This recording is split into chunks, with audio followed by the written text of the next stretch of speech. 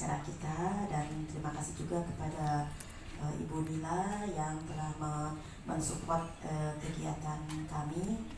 Izinkan berdiri ya, saya rasanya lebih bersemangat kalau berdiri. Baik.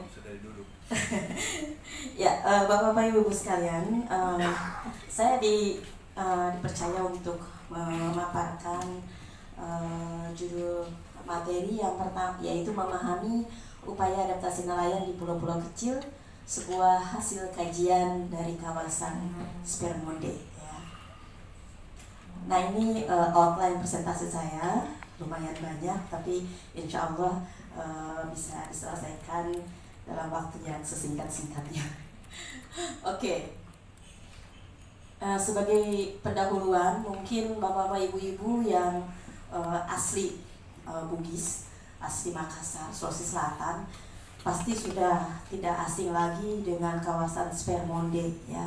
Nah, ini adalah kawasan Spermonde, itu terletak di lepas pantai barat daya Sulawesi Selatan. Kawasan ini terdiri dari 120 pulau. Pulaunya umumnya sebagian besar adalah pulau-pulau kecil tersebar di perairan dangkal sampai perairan dalam ya. Jadi ini banyak sekali pulau-pulaunya, Pak. Alhamdulillah saya sudah mencapai Kapal Posang, saya sudah pernah ke sana, ke Lanyukang juga. Jadi sudah pernah ke sana dan beberapa pulau sudah saya singgahi. Nah, kawasan ini dikenal karena keragaman hayatinya tinggi, kemudian terumbu karangnya bagus, terus ada juga hutan mangrove-nya, ada padang lamunnya. Jadi kawasan ini salah satu kawasan primadona ya di Sulawesi Selatan. Nah, kenapa dampak perubahan iklim terhadap kawasan ini? Jadi kita harus memahami dulu bahwa pentingnya kawasan Spermonde. Jadi kawasan Spermonde ini sumber mata pencaharian. Jadi sebagian besar penduduk pulau-pulau kecil di kawasan ini adalah nelayan yang sangat tergantung kepada sumber daya laut untuk penghidupan mereka. Nah, karena dia sebagai mata pencaharian, tentunya kawasan ini juga berkontribusi terhadap ekonomi lokal maupun ekonomi regional dan nasional. Jadi perikanan dan kegiatan terkait seperti pengolahan ikan, pariwisata bahari itu merupakan sumber pendapatan utama. Nah, tapi ini ada tantangan yang dihadapi. Yang pertama adalah degradasi lingkungan. Jadi aktivitas manusia yang sangat tinggi di kawasan Spermonde ini mengakibatkan terjadinya degradasi lingkungan, misalnya overfishing, itu sudah terbukti secara ilmiah. Kemudian ada penangkapan ikan yang tidak ramah lingkungan, membom pakai sianida. Nah, itu juga sangat merusak lingkungan di kawasan Spermonde. Kemudian tantangan lain yang dihadapi adalah tekanan sosial ekonomi. Jadi meningkatnya populasi dan kebutuhan ekonomi ini memaksa komunitas nelayan itu mencari cara baru dalam mendukung kehidupan mereka, termasuk migrasi ke kota besar, ada juga diversifikasi pekerjaan dan sebagainya ya. Saya ingat sekitar tahun 96 saya ke Pulau Baranglompo. Di sana tidak banyak penduduknya, tapi sekarang di Pulau Baranglompo itu ada lebih dari 5.000 penduduknya, sangat padat sekali ya. Jadi ini juga yang memaksa terjadinya degradasi lingkungan tadi. Nah, adapun tujuan dari presentasi ini adalah memahami adaptasi, meneliti bagaimana nelayan di pulau-pulau kecil itu beradaptasi terhadap perubahan lingkungan dan tantangan ekonomi. Jadi adaptasi ini bisa mencakup perubahan dalam metode penangkapan, kemudian ada diversifikasi sumber pendapatan, serta pengolahan sumber daya yang lebih berkelanjutan. Kemudian yang lainnya, next. Kemudian mengidentifikasi tantangan, kemudian tujuan kajian lainnya yaitu memberikan rekomendasi dalam mendukung kebijakan lokal dan nasional dalam memperkuat ketahanan komunitas nelayan dan keberlanjutan lingkungan hidup, terutama dalam hal ini adalah terhadap perubahan iklim. Next. Oke, nah metode yang saya gunakan untuk kajian ini, pendekatannya adalah pendekatan penelitian. Ada penelitian kualitatif dengan wawancara mendalam dan observasi lapangan. Kemudian ada pengumpulan data dari beberapa pulau di kawasan Spermonde. Partisipannya siapa? Partisipannya adalah nelayan lokal, pemimpin komunitas, dan ahli kelautan dilibatkan seperti ini. Kemudian ini hasil kajian perubahan lingkungan. Nah, seperti tadi dijelaskan oleh Pak Irawan bahwa faktanya data menunjukkan bahwa suhu permukaan laut di kawasan Spermonde itu telah meningkat secara signifikan dalam beberapa dekade terakhir. Jadi suhu permukaan lautnya secara signifikan. Dampaknya apa? Dampaknya tentunya kita lebih sering mengalami yang namanya bleaching terumbu karang. Nah, selain itu terjadi perubahan distribusi ikan. Nelayan yang asalnya menangkapnya dekat-dekat saja, karena ada peningkatan suhu laut, dia jadi lebih jauh lagi menangkapnya. Jadi distribusi ikannya itu jadi semakin tidak menentu. Nah, itu berdampak kepada nelayan. Kemudian fakta lain, perubahan pola musim dan cuaca yang ekstrim tadi juga sudah dijelaskan.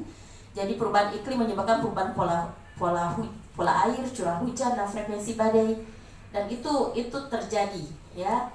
Nah, dampaknya yaitu tadi gangguan musim penangkapan, kerusakan infrastruktur, banyak pulau yang terabrasi. Nah, itu sangat ini sekali.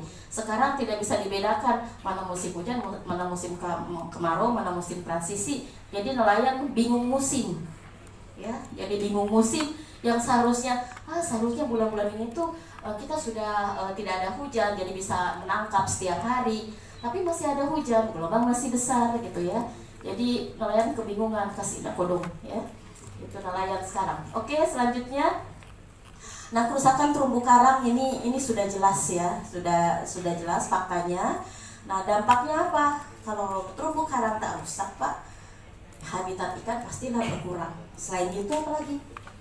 Erosi pantai, karena karang itu salah satu fungsinya adalah mencegah erosi, mencegah abrasi pantai, ya. Pencemaran laut, ini fakta yang kita alami. Jadi limbah domestik, industri plastik itu mencemari perairan sekitar pulau-pulau kecil. Kalau bapak-bapak ibu-ibu ke pulau, pasti jarang sekali pulau itu yang tidak ada plastiknya. Pasti ada plastiknya, banyak sekali plastiknya, ya. Jadi itu faktanya. Dampaknya apa, Pak, Ibu? Dampaknya penurunan kualitas air, kematian biota laut, banyak sekali penyu-penyu yang terperangkap oleh ghost fishing atau oleh sisa-sisa alat tangkap, jaring yang dibuang begitu saja. Nah, itu dampaknya luar biasa. Nah, kemudian ada fakta adalah penurunan hasil tangkapan, ya. Ini penurunan hasil tangkapan, dampaknya seperti apa? Wah, dampaknya luar biasa, Pak. Dampaknya adalah krisis ekonomi bagi nelayan, kemudian migrasi. Jadi beberapa nelayan itu memilih keluar dari pulau, lebih memilih ke mainland, ya, karena tidak dapat lagi mengandalkan penangkapan ikan. Kemudian tantangan untuk keberlanjutan, nah itu keseimbangan antara ekonomi dan keberlanjutan lingkungan semakin sulit dicapai. Nah, dampaknya itu ini tadi, ya, ada konflik sumber daya dan sebagainya. Nah, sekarang bagaimana hasil kajian ekonomi yang kami temukan? Yang pertama adalah strategi adaptasi ekonomi nelayan di Kepulauan Spermonde itu adalah diversifikasi pendapatan. Itu adalah suatu keharusan. Nanti di materi saya selanjutnya saya akan mengungkapkan hasil penelitian saya mengenai kerentanan ekonomi nelayan. Nah, jadi diversifikasi pendapatan itu adalah suatu pendekatan.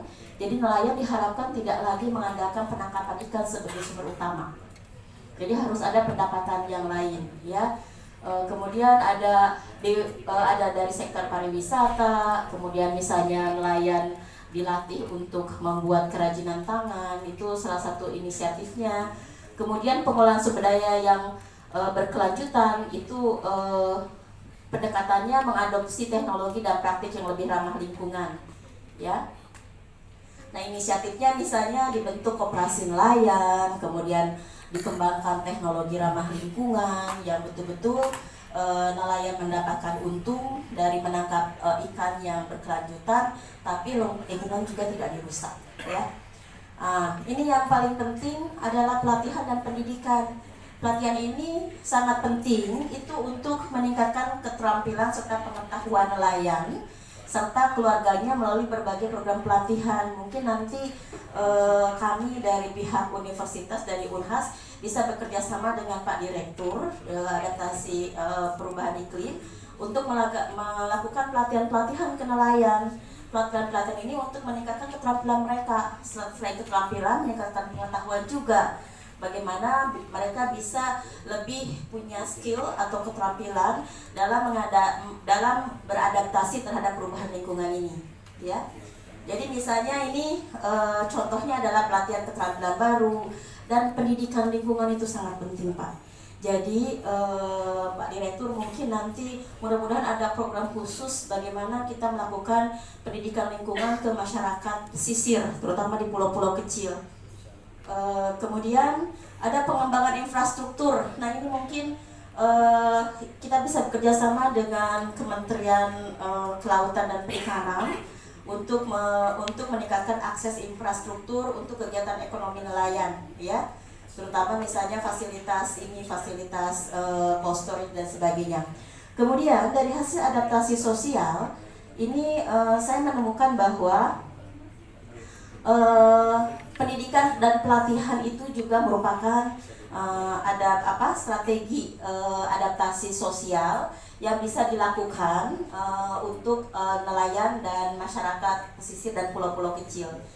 Kemudian penguatan kelembagaan lokal ini juga penting, itu mengoptimalkan peran lembaga lokal dalam mengolah sumber daya dan kesejahteraan komunitas. Selanjutnya saya lewat. Nah, ini tantangan yang dihadapi Bapak-Bapak Ibu-Ibu.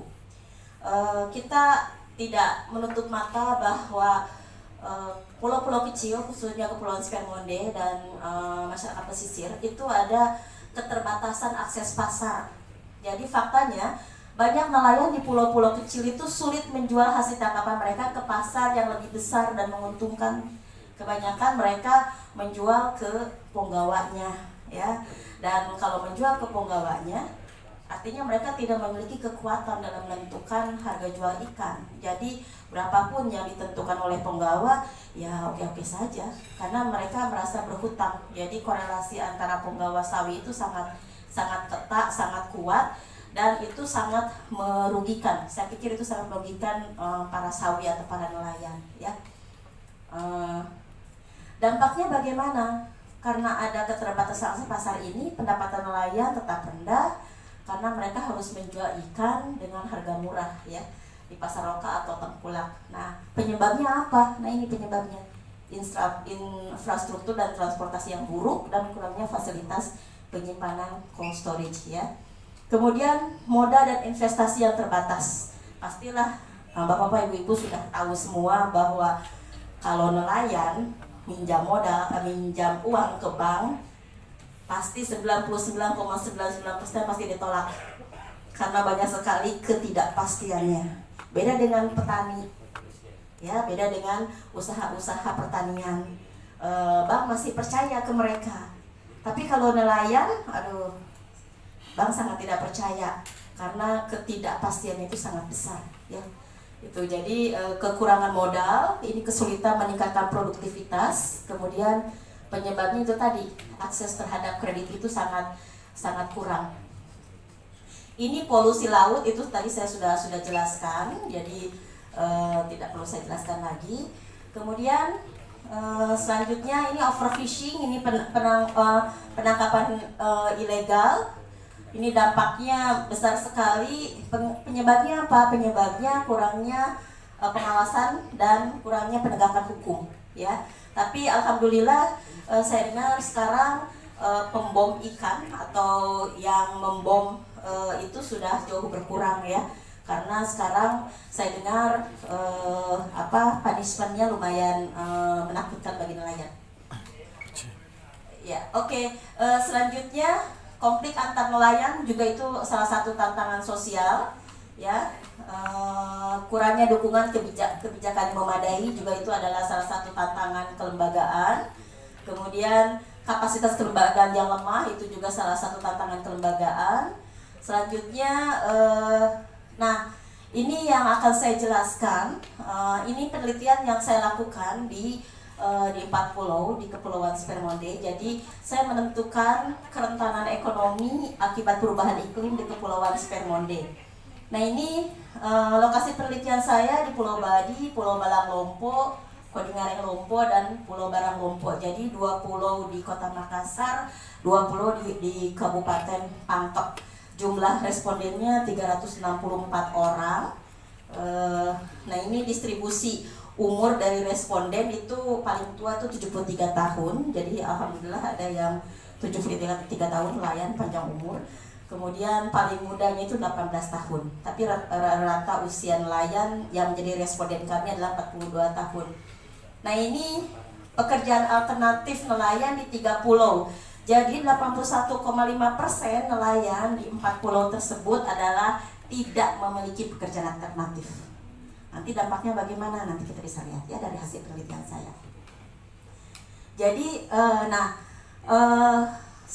kami menggali bagaimana persepsi nelayan terhadap perubahan iklim.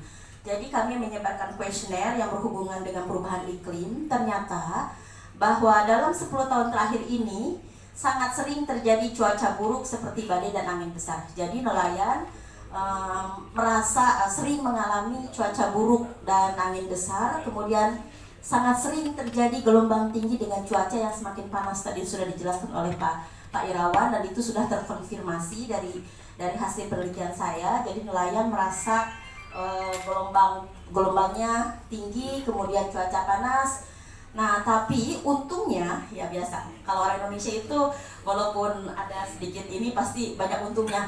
Untungnya kalau misalnya ada kecelakaan sedikit, untung hanya terluka atau untung hanya bayat sedikit gitu ya. Nah ini untungnya jarang terjadi kecelakaan laut. Alhamdulillahnya begitu. Nah tapi nelayan percaya bahwa terjadi perubahan iklim dalam 10 tahun terakhir. Nah, terindikasi adanya perubahan lama musim hujan dan musim kemarau. Artinya musimnya semakin tidak bisa diprediksi. Nah, perubahan iklim ini juga mereka rasakan berpengaruh pada jumlah hasil tangkapan, ketersediaan sumber daya perikanan, dan pola migrasi ikan. Nah, bagaimana persepsi nelayan terhadap perubahan iklim? Nah, perubahan iklim itu berdampak terhadap perubahan jumlah tangkapan. Jadi nelayan merasa saat ini dibanding 10 tahun yang lalu jumlah tangkapannya itu semakin menurun ya. Kemudian perubahan iklim berdampak terjadinya penurunan pendapatan hasil penjualan ikan. Jadi di sini kami menemukan 31,7% mengatakan mengalami penurunan harga jual ikan yang sangat banyak, dan 33,9% mengatakan mengalami penurunan harga jual ikan yang cukup banyak. Kemudian waktu tempuh menuju lokasi ikan itu juga dirasakan lebih lama. Jadi nelayan mengatakan bahwa 10 tahun yang lalu jumlah ikan di sekitar pulaunya itu sangat melimpah, tapi sekarang sudah jauh berkurang. Kemudian nelayan merasa khawatir dengan usaha penangkapan ikan akibat perubahan iklim. Jadi ada kekhawatiran bahwa waduh ini kalau misalnya iklim seperti ini terus, kemungkinan saya pensiun jadi nelayan. Cuma masalahnya nelayan tidak punya pendapatan alternatif. Artinya apa? Artinya waduh kasihan nelayan ya. Jadi dia akan semakin terbelenggu dengan kemiskinan ya. Nah ini berdampak pada adanya perubahan biaya operasional yang dirasakan oleh nelayan, karena nelayan menangkapnya semakin jauh, kemudian daerah tangkapannya semakin jauh ya. Nah dari setelah kami melihat mendapatkan persepsi nelayan terhadap perubahan iklim, kami menentukan kerentanan ekonomi nelayan. Ini variabel-variabel yang kami gunakan untuk menghitung seberapa rentan sih nelayan ekonomi nelayan terhadap perubahan iklim yang dialami saat ini. Jadi ada pendapatan nelayan, pengeluaran nelayan, dan pendapatan sampingan nelayan. Nah, dari sini kami menentukan ada 5 kerentanan ekonomi. Yang pertama adalah level pertama itu nelayan bisa pulih lebih dari 100%. Level kedua antara 50 sampai 100% nelayan bisa pulih, artinya bisa merecover kalau misalnya terjadi perubahan iklim, nelayan bisa merecover ekonominya. Level 3 itu 25 sampai 50%, level 4 0 sampai 25%, dan level 5 itu gagal pulih. Artinya apa? Artinya kalau perubahan iklim terus-menerus terjadi, nelayan gagal pulih, nelayan terpuruk, ya, artinya ekonominya betul-betul terpuruk. Nah, ini kami menghitung kerentanan ekonomi nelayan berdasarkan pekerjaan alternatif. Jadi ini terkonfirmasi bahwa kalau dia tidak memiliki pekerjaan alternatif, dia gagal pulih di level 5. Tapi misalnya ada aparatur pejabat negara, ini di samping nelayan, dia juga jadi sekretaris desa misalnya, ya, itu maksudnya. Nah, itu berada pada level 4, lumayan lah. Nah, tapi kalau misalnya ada juga sebagai tenaga pengajar, dia sebagai guru, dia juga sebagai nelayan, tapi kan ada pendapatan dari gurunya, ya. Nah, yang banyak itu ada wira swasta, jadi pedagang, ya, jadi pedagang kecil-kecilan gitu, ya. Nah, ini levelnya berbeda-beda, ya. Kemudian ada perikanan dan budidaya. Nah, ini juga kalau misalnya nelayan punya usaha, misalnya di Balang Lompo itu banyak nelayan yang punya usaha sampingannya sebagai pembudidaya lobster.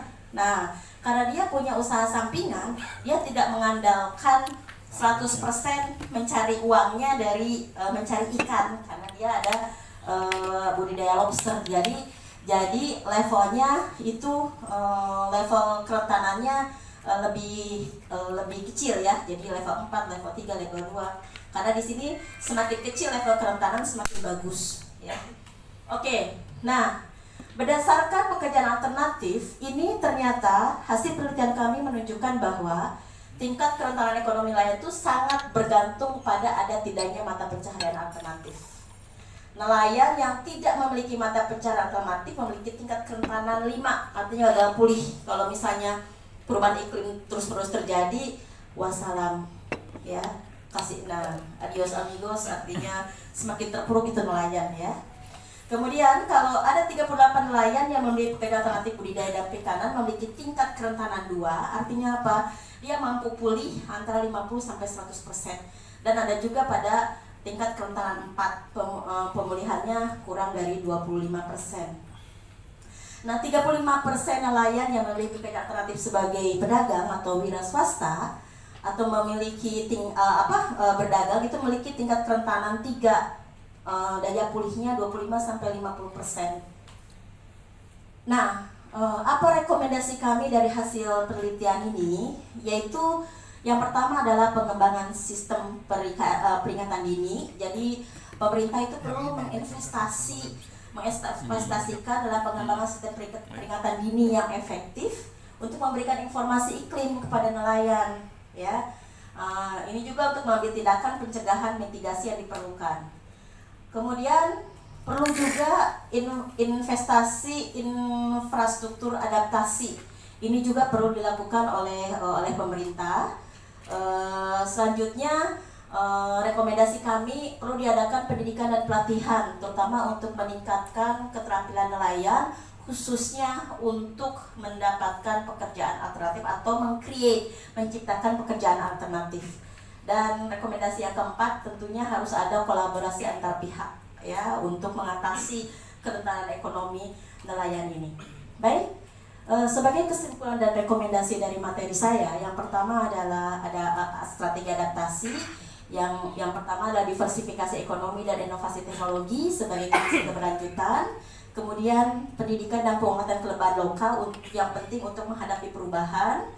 Kemudian rekomendasinya itu perlu didukung kebijakan dari pemerintah, kerjasama dengan pihak swasta, NGO, dan pengembangan program konservasi yang melibatkan masyarakat lokal.